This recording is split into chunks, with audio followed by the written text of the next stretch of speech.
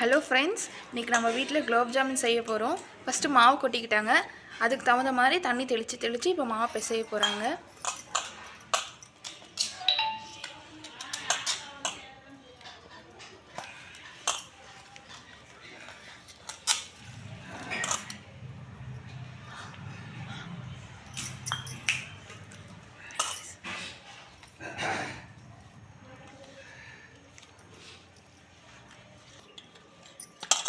இப்போது நம்ம சப்பாத்தி மாவு மாதிரி டைட்டாலாம் பிசையக்கூடாது, நல்லா சாஃப்டாக பிசைஞ்சிக்கணும். அதுக்கப்புறம் சிறு சிறு உருண்டைகளாக பிடிச்சிக்கணும். இந்த பதத்துக்கு வந்துடணும்.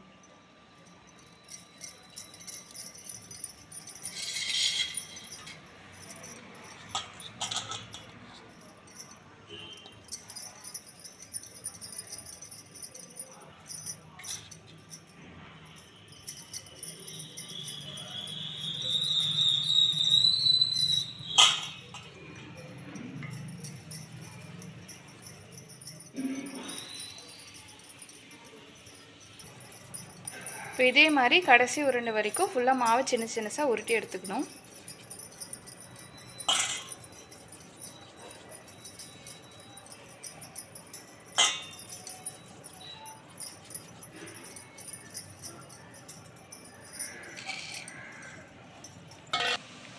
இப்போது நம்ம தேவையான அளவு சர்க்கரை எடுத்துக்கலாம். ஒரு பேக்கெட்டுக்கு 600 கிராம். இந்த டம்ளர் வந்து 200 கிராம். அப்போ நான் 3 டைம் போட்டுக்கிறேன்.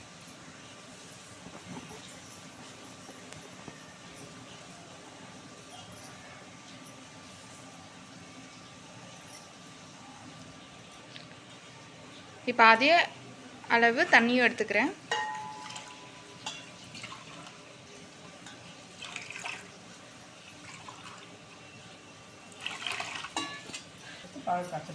இப்போ அடுத்து பாகு காய்ச்ச போகிறோம். பாகு காய்ச்சலாம் வாங்க.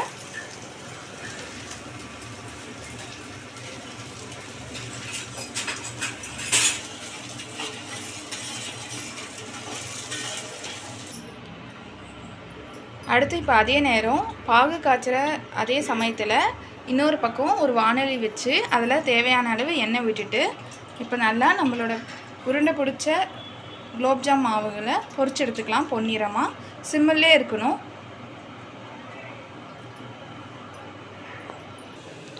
எண்ணெய் இப்போ நல்லா காயிட்டும். பாருங்கள், பாகு நல்லா தயாராகிடுச்சு. நல்லா இந்த கொதிக்குது. இந்த ஸ்டேஜில் நீங்கள் என்ன பண்ணணும் அப்படின்னா, இந்த பக்கம் எண்ணெயும் நல்லா காஞ்சிடுச்சு. முக்கியமான ஒரு விஷயம் என்னென்னா, அடுப்பு ரொம்ப சிம்மில் இருக்கணும். அப்போ தான் வந்து கரிஞ்சிடாமல் நல்லா வரும். இப்போ பேட்ச் வைஸாக நம்ம போட்டுக்கலாம். சின்ன சின்ன உருண்டைகளை நம்ம பிடிச்சி வச்சதை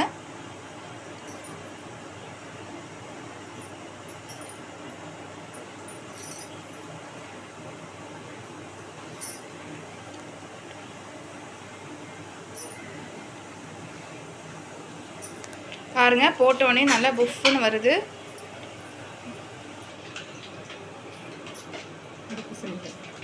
அடுப்பு சிம்மிலே தான் இருக்கணும்.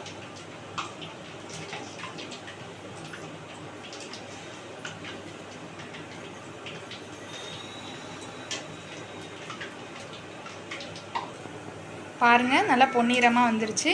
இந்த ஸ்டேஜில் நம்ம அழகாக இந்த குலோப் ஜாமுனை எடுத்து அந்த பாகில் ஆட் பண்ணிக்கணும்.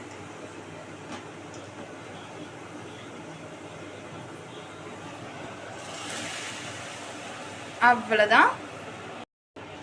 இப்போ மீதமில்லை எல்லா உருண்டைகளும் பொரிச்சு எடுத்துடலாம்.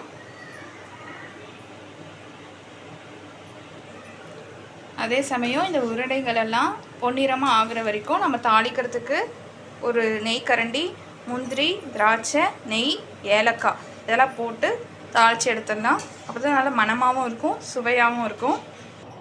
இப்போ தாளிப்பு கரண்டி வச்சு கொஞ்சமாக நெய் விட்டு நல்லா சூடாகிட்ட அப்புறம் நம்ம எடுத்து வச்சிருக்கிற முந்திரி நல்லா வறுத்துக்கலாம் பொன்னிறமாக. தீய விட்டுறாதீங்க. திராட்சை, ஏலக்காவும் ஆட் பண்ணிக்கலாம். மிதமான தீயில் பொன்னிறமாக வர வரைக்கும் வறுத்து எடுத்துக்கோங்க.